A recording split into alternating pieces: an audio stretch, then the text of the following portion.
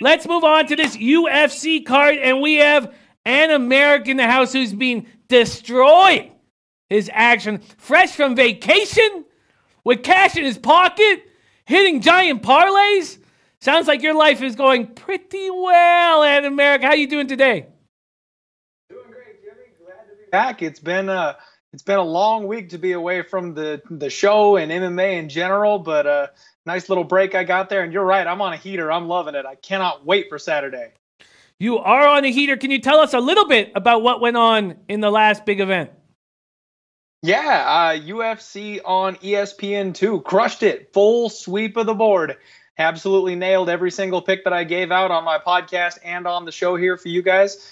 Personally, I had a parlay going that was about 12-1 on my favorite 5 picks of those that hit. So it was a good week. It was a great week, and a whole bunch of low baggers also parlayed all your plays and just made huge amounts of money. What an asset you are to the team and to the fam. I love it too, man. I was very I was just smiling from ear to ear. You're a great capper and a great guy and a beloved member of the Low Back family. Okay, let's get to work. And we have 5 fights on the card in front of me. And why don't we save the Holloway fight for last and kind of build up towards it? So why don't we start off? What are you looking at? Do you have plays on like Preux, Krylov, Juban, Grant, Anders, Roundtree, Gastelum, Adesanya as well. Adesanya, there you go. What are the spots that you are looking at, and then we'll build up to the Holloway fight. So I've got to play on all but one fight for the main card here, so we can just go bottom to top if that's what you want to do. Go in order. Let's do it. Why don't you bang it out first off? Is it St. Preux first? Yeah. St. Preux versus Nikita Krylov coming up first. This is actually a rematch, and I am going to be on Ovince St. Preux in this spot. I think he gets it done by decision. He's coming off of a couple of bad fights. His last couple showings just haven't been that great. His last fight, he got rocked pretty bad and then submitted by Ilir Latifi, who's just a little powerhouse of a man. But he already has a submission win over Nikita Krylov. And Krylov has several notable submission losses on his record. So he bounced out of the UFC, got a couple of wins. He's getting another shot back in the UFC now. And he's diving right back into the middle deep end of the division facing OSP. What OSP does is he's a can crusher. He comes in here, and if you're not top 15 or top 10, he shows everybody that you're not on that level. I expect him to take Krylov down, and I'll bet you we get another Ovince St. Preux Von Flue choke probably in round 1 or 2. And what is your exact play on this fight? I'm going to play him straight just to be safe because he is the bigger, stronger man. He's going to be able to grind on him, but I would expect a submission. I might sprinkle that inside the distance or by sub line. Beautiful. Okay, there's the St. Preux Krylov fight. Let's move on to Juban Grant. What do you like here? So Juban and let's see. I like Grant in this spot. So Juban is he's very, very technically sound. The problem is he's very chinny. He's had a couple of health issues that have kept him out of the octagon for a while, so he's been away for a bit. He's coming back. Grant is on a real quick turnaround from his last fight, so I think he's going to be in shape. He's hungry. He's one of those Dana White Tuesday night contender guys that's coming up really fast through the rankings, and he's got a very interesting body type that I actually is going to affect in this fight. He's got a really short torso. It's kind of weird when you look at him. He's got really long, lanky arms and a really short, stubby torso. So he throws his arms at angles that you don't expect them to come from. I think he finds Juban's chin. And even though Juban is probably the more technical striker of the two, I see Grant putting him down and putting him away in round 2. Putting him away in round 2. Juban putting Grant away in round 2. And did you make an official selection? No. Grant putting Juban away in round 2. Excuse me, my fault. Grant putting Juban away in round 2. Did you make an official play on that? Yeah, I'm going to take Grant. Again, it's the same thing as with the OSP fight. He can win a decision. Juban is a crafty veteran. So if he keeps himself safe and gets, rocked a couple times, he might make it to the final bell. We're getting even money on Grant, so I'm just going to play him straight again. Even money on Grant. There's a second fight. Now we have a pretty big favorite. Second biggest favorite on the card here at Pinnacle. Anders versus Roundtree. Roundtree at plus 166 right now. Pinnacle Anders at minus 188. What's your move on this fight? This is a hard pass for me. I have been staring at this fight and trying to find my spot on it for about a week now. And I really want to play Roundtree at that price. I really want to play Roundtree at that price. But he's so untrustworthy. Roundtree is chinny, but he's the bigger man in this fight. He's going to be the slightly faster man, and I actually think he's got more pop on his punches. The problem is he has low ring IQ, and he doesn't have much of a chin. Anders is a 185er who's moving up to the 205-pound division to face Khalil in this spot. So if he has some better gas, if he's got some more pop on his punches because of the extra 15 pounds that he's gaining moving up a weight class, he could put Khalil down in the first round and just end this thing real quick. However, same thing says on the flip side. If he's a 185er who just got tired of the cut and he's not really seeing much of a benefit coming up, he's just maybe being a little lazy in his training, Khalil's going to put him down. I think you can probably find fight doesn't go the distance on this one, and that'd be the safest pick to make. But I'm this close to betting Khalil by KO. So I might sprinkle on that myself come fight time, but I can't give it out as a play because it's just too much of a gamble. Beautiful, beautiful, beautiful. Okay, now we get to Gastelum versus Adesanya. Gastelum plus 156, Adesanya minus 177. How you break down this one? I don't like doing this a lot in MMA, Jimmy, but I'm going to lay the wood. I'm going to lay the wood with Adesanya here. I'm a huge fan of Kelvin Gastelum.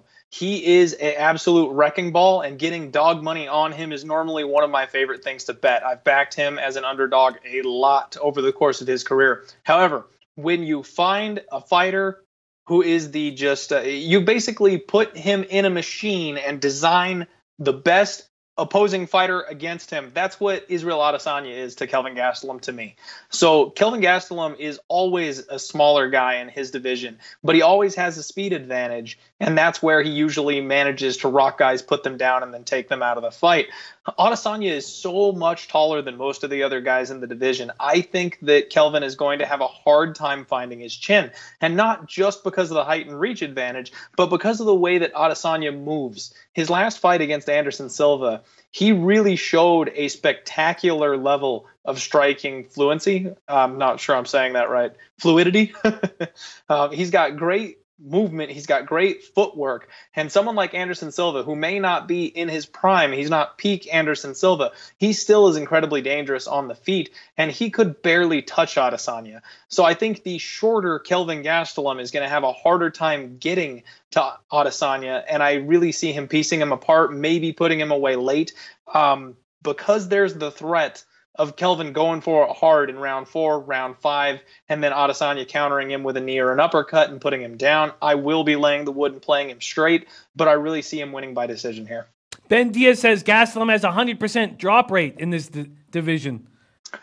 It's true. It's impressive. He's dropped every single opponent since he moved up a weight class. But and then he says Adesanya has yet to face a fighter ranked in the top 5, and this is a big favorite line. Is this? I mean, and I've noticed you hit a very high level, a very high percentage of your big favorites, but does that concern you? Not really. I'm not a fan of laying the wood because if you put two human beings in a cage, a lot of crazy shit happens. And I like to have that dog money whenever that happens.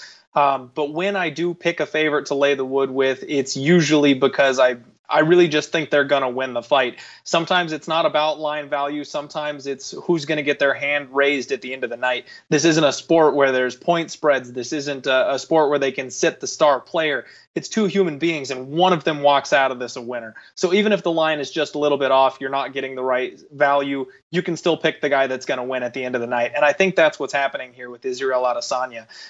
Kelvin Gastelum also has only been tested once at the deeper end of this division, and that was when he lost by submission to Chris Weidman. So if you want to take the angle of the fact that Adesanya hasn't been tested, well, Kelvin hasn't been tested a whole lot either at the very deep end of this division. Wow.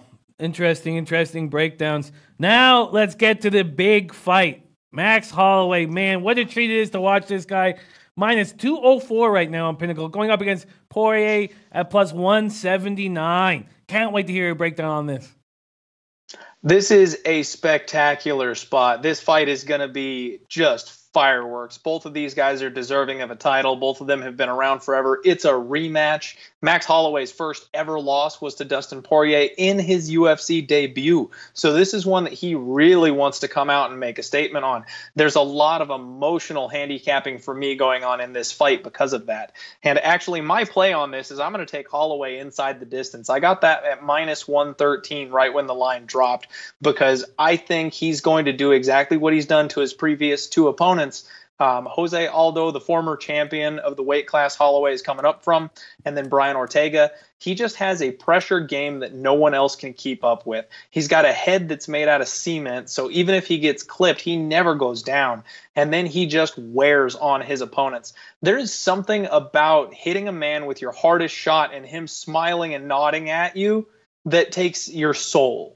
You see people give everything they've got to Max Holloway, and he keeps coming, and then they wilt under his pressure, and he puts them away in round 3 or round 4. I think that Dustin is going to have a better chance of survival in this fight than most people will, so I'm going to lean closer to round 4, round 5, but I do think Max Holloway eventually gets him out of there.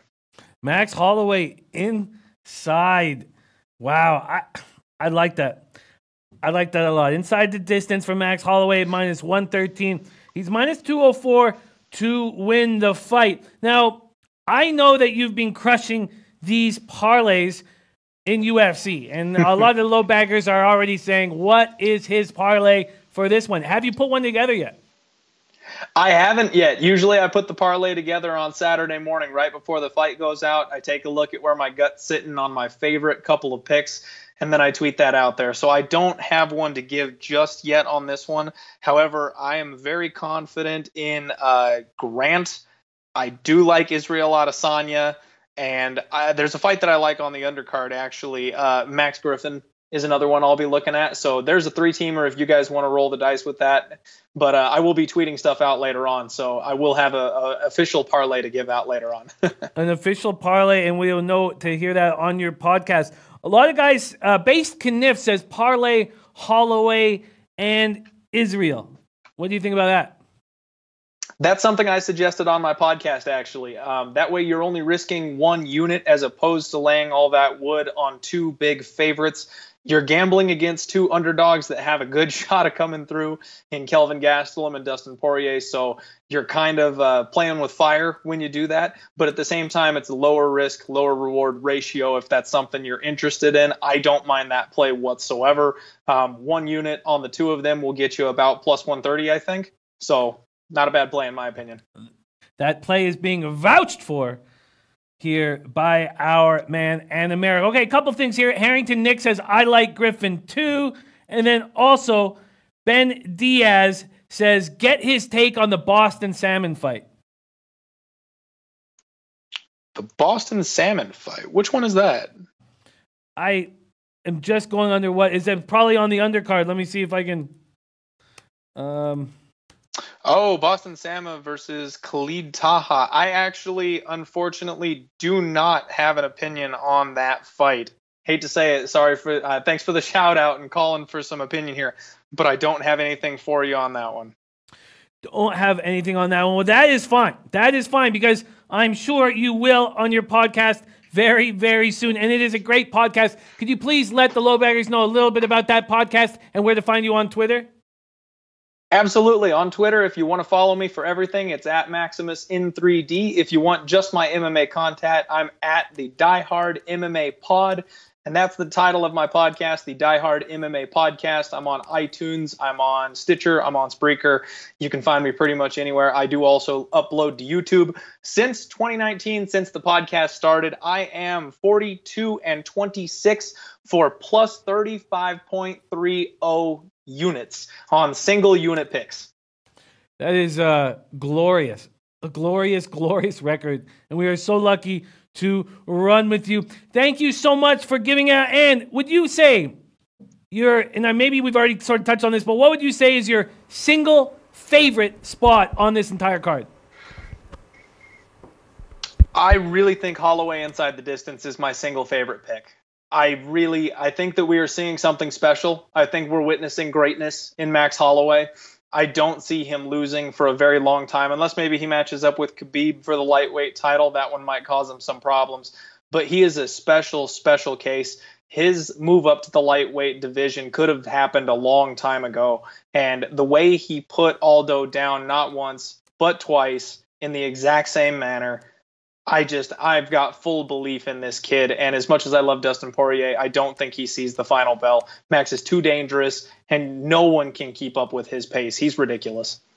There it is. His favorite spot on the card right now is Holloway inside the distance. Thank you so much for joining us, and America. Love having these Thursdays with you. Keep up the exceptional work. Putting money in our pockets means the world to us. So thank you so much for your incredible work, and America, and thank you for joining us. There he is, and America in the house.